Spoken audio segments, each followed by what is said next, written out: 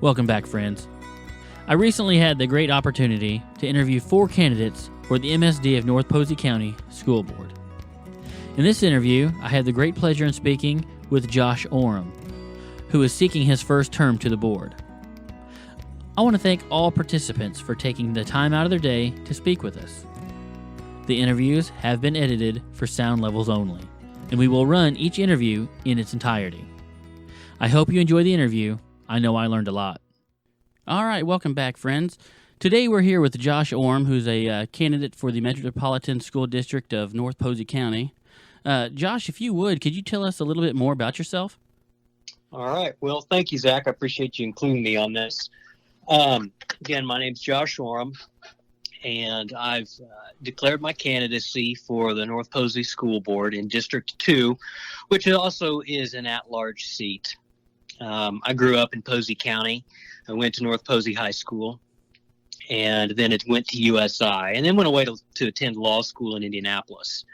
And about a year and a half ago, my wife and I had an opportunity to move back to Posey County, and our son just started kindergarten this last school year, and now he's currently a first grader. And it's very important for us to get back to Posey County while our kids were young, because we wanted to raise our kids the way that I was brought up. And part of the reason I'm running for school board is I believe the fourth generation of my family in Posey County, and my kids will be the fifth. And there are a lot of values I've had growing up out here, and I really want to continue to promote these values of hard work, fiscal responsibility, and just basically be a steward of what was given to me, and hopefully make the community a little bit better for my kids. That's awesome. That's great. You kind of answered this a little bit, but what really got you interested in serving on the school board? Well, a couple of things. When I moved out to Posey County, I heard again, I grew up out there, but when we came back, I heard a lot of people really frustrated with the school board. And part of the frustrations that I heard was the number one complaint, and I still hear it to this day, is transparency. And really what I wanted to do was, in my profession as an attorney, I do a lot of research, and I do a lot of aggressive advocacy. And there's one thing I hope is always clear in my job, is that people know what I'm thinking, and they know why I'm thinking it. And I thought, being an aggressive advocate, being a skilled researcher, I think I could bring that to the school board really on every issue. And I think that sitting on a board, people will know why I'm taking the positions I've taken. And they'll, potentially, if they agree with me, I think they'll like the way that I present those positions. And I thought really the skills that I have as an attorney translate very well to the school board. And I really view this as a public service opportunity. It's how can I serve the community that really transformed me into the person I've become. Mm-hmm. Great. And again, you kind of touched on this already, but what skills and experiences qualify you to serve as a school board member? Well, you're right. I'm probably going to start to sound like a broken record here, but absolutely, my profession, I think, qualifies me. Now, just to be clear, it's not that I would be representing the North Posey School District in the legal capacity. They have their own attorney, but I do think that the school board develops policy, and they handle budgeting. And that policy and that budgeting are subject to all sorts of restrictions. You've got a budget that's got a lot of technicalities in it, a lot of sources that are earmarked for certain things, and policies about how funds can be used certain ways.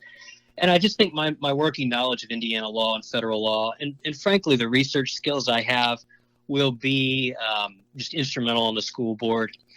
Hopefully that could be used to diversify the skill set that the school board members have. If everyone has the same skill set, you probably don't have a very effective board. I think it's important to have a board that's comprised of a lot of different professions. Mm-hmm. Great. What would you see? What do you see as some of the current challenges or areas of concern facing public education in our state and in our district? And what do you think can be done about those? Well, I think the biggest thing that we see is in our state and in our district is teacher salaries. Now, the school board doesn't have a lot of control over teacher salaries. And it has a lot to do with how the sources of revenue for different aspects of the school, whether you're looking at the education fund versus a general fund versus a rainy day fund. There are different ways that revenue is raised.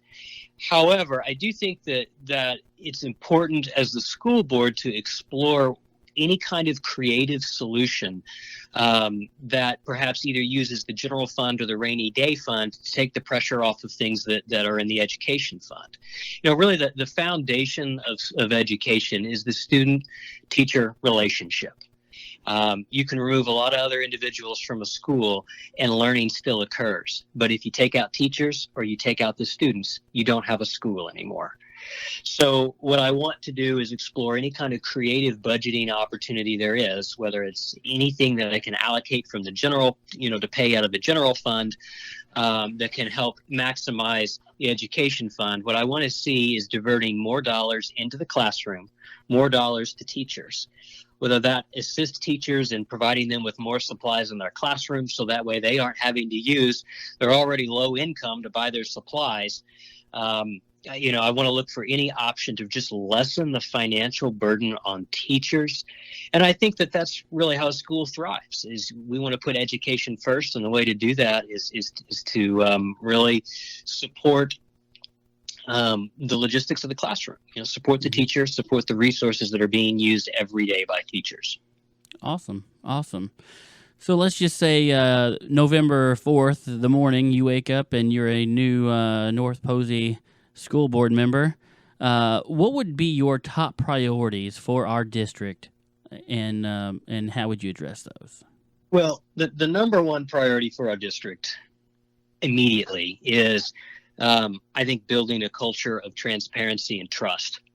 Again, this goes back to part of the reason why I got in, is I think that many people don't have a lot of confidence in the current school board. And a lot of that has to do with things are not discussed thoroughly in meetings. And these are public meetings, and I think that the members of the community have a right to hear how decisions are made. And it doesn't necessarily mean every decision is a bad decision, but even good decisions, sometimes we don't know why. And the only way for voters and members of our community to know the rationale for why the school board is acting is to watch the public meetings and to listen to the discussions.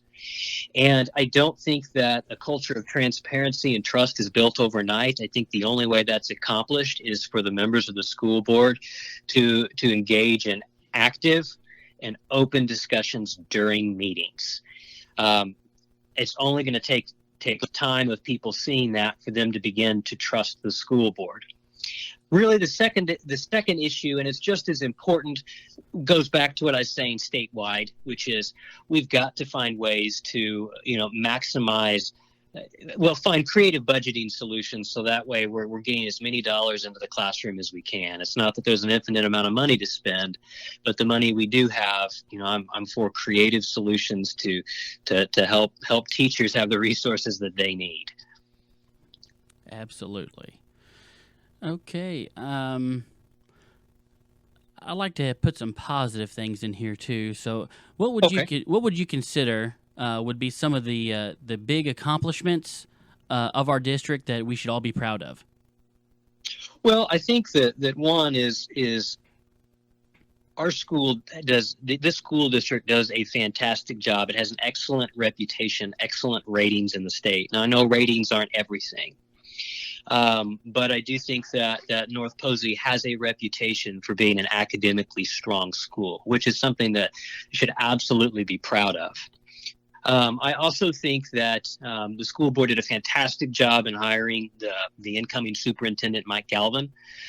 He had an opportunity to sit down and meet with the potential school board candidates, and I really had an opportunity to get to know him in that meeting, and I think he's going to be a tremendous asset bringing North Posey into the next decade.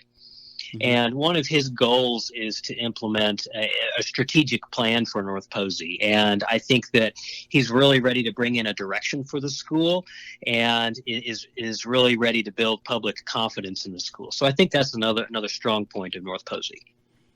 Awesome. And to just kind of sum things up, I want to give you the last opportunity here. Is there anything that we haven't covered that you'd like to discuss or bring out there? Well, I mean, I think any political candidate can probably talk your ear off about all kinds. But not really. I think you've touched on the basics. My main goals would be transparency. I want people to know what I think. I think it's unrealistic for anybody in a public office to expect someone to agree with them 100% of the time. But if people agree with me or disagree with me, I hope they know why, always know why I'm making the decision that I'm making.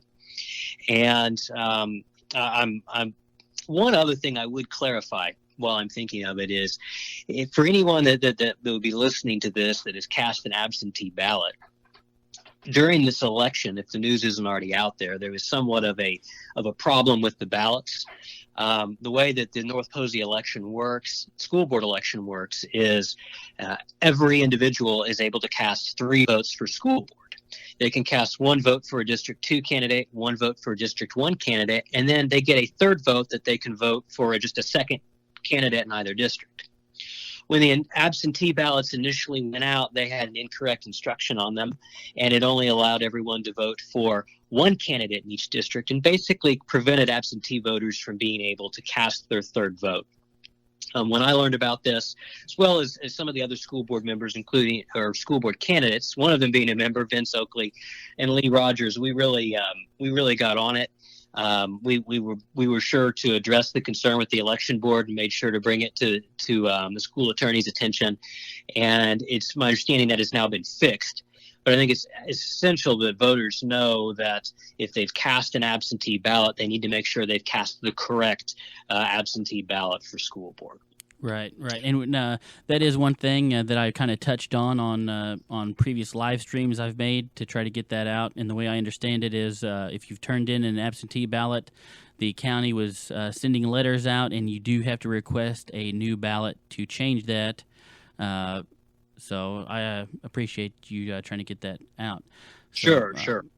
Well, Josh, I just want to take this opportunity to thank you for taking some time out of your day to be with us here, and I wish you luck in the upcoming election. All right. Well, thank you so much, Zach. I appreciate you including me on this. All right. No problem. All right. Bye. Bye.